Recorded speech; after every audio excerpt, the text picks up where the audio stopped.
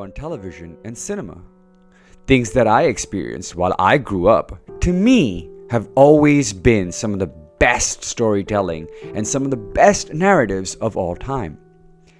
If I go back and think about those movies and TV shows that made me, I'd always go back and say, oh, Scarface, The Godfather, He-Man and the Masters of the Universe, Batman the Animated Series. But every once in a while, some games come along that make it to the pinnacle of the best.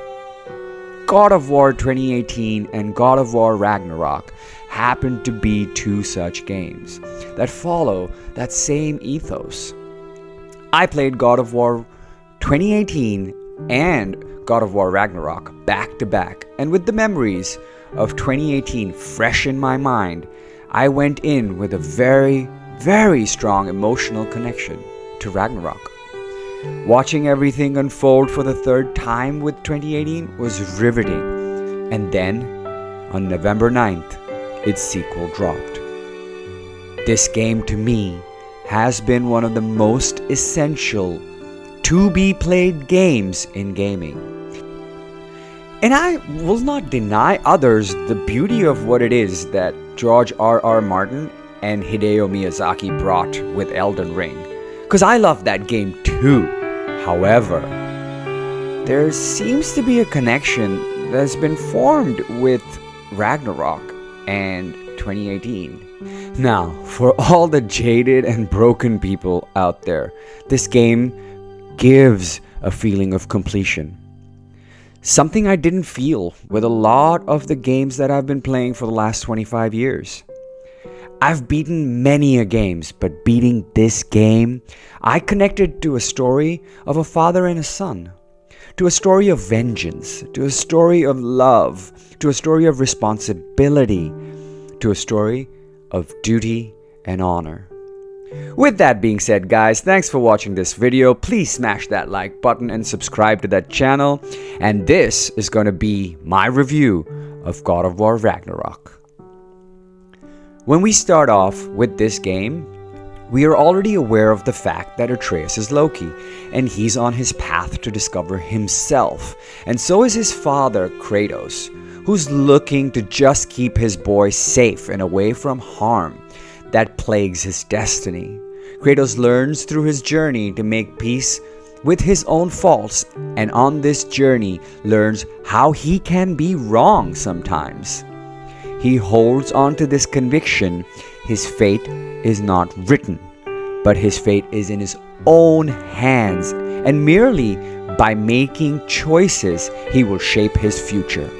Atreus, on the other hand, is plagued by the past and the future. What happened to his people? And what's going to happen to his father? Kratos, the ever-protective father, just wants to prepare his son to face all of life's difficulties, and Atreus just wants answers. Given the choice, Atreus would repeat all his mistakes, and so would Kratos, as they both learn that all we can do is be and love and support each other and our allies. We all have flaws. We all make mistakes, but none of that matters in the end if we choose to try and fix those mistakes. We are not the sum of a few parts of us. We are the totality of our actions. And this game drives that simple yet elegant point home from the very beginning until the end.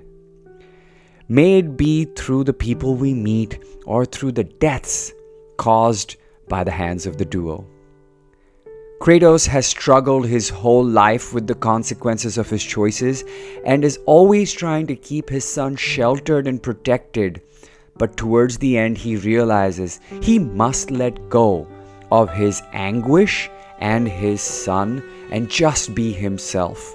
He must forgive and open his heart. The reality he is faced with is a simple promise he made to his wife Faye, who we finally meet in this game. And the promise made by him was he must be better for the sake of his child. He must abandon his cold, heartless ways and let the emotions flow out of him. To loosely borrow a line from the game, he never fears his son, but only fears for him.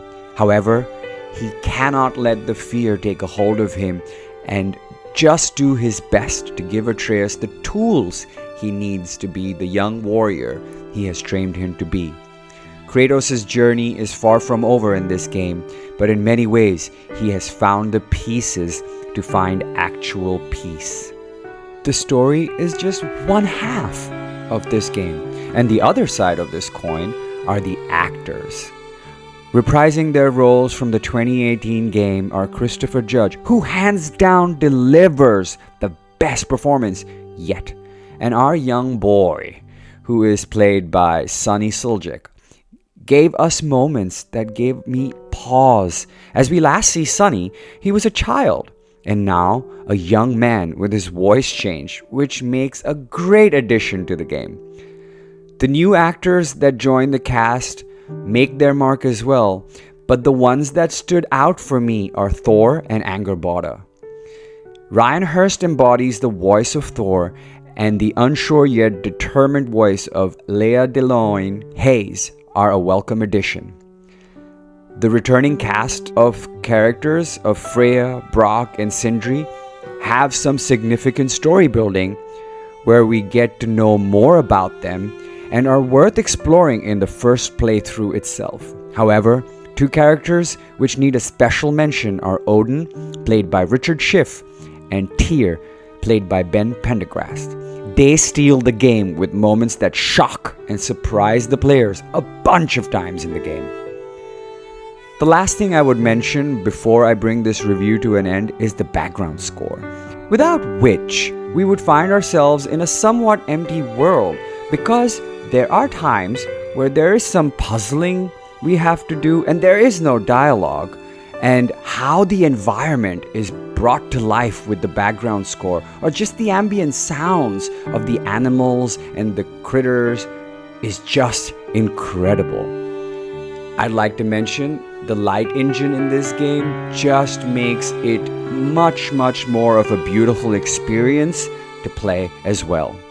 With that being said, guys, I'm still trying to platinum this game during the time of recording and writing this video, and I have a lot to say about this game, and I'll come back to make a detailed character-based review. Thanks for watching, and see you in the next one. This is BruceyJucey, out.